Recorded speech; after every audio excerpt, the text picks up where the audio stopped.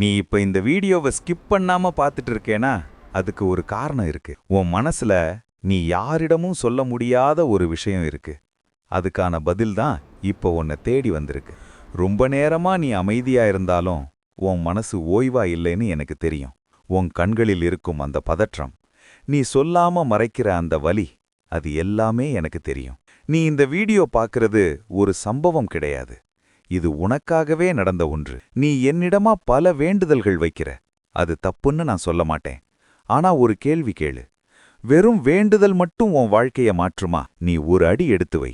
நான் உனக்காக 10 அடி வரேன். உழைக்காம கிடைக்கிற வெற்றி நீண்ட நாள் நீடிக்காது. உன் வியர்வைதான் உன் வெற்றியின் விதை. நீ என்ன நேசிக்கிறேன்னு சொல்ற. அப்போ என் படைப்பையும் நேசிச்சு பாரு. ஒரு கஷ்டப்படுற மனிதனுக்கு நீ செய்யற உதவி எனக்கு நீ செய்யும் 1000 பூஜையை விட மேலானது. நீ யாரோட கண்ணீரை துடைக்கிறப்போ நான் உன் கவலைகளை துடைப்பேன். இன்னொரு உண்மை, நீ இல்லாததை நினைச்சு வருத்தப்படுற. ஆனா உன்னிடம் இருக்கிற வரங்களை கவனிக்கவே மாட்ட.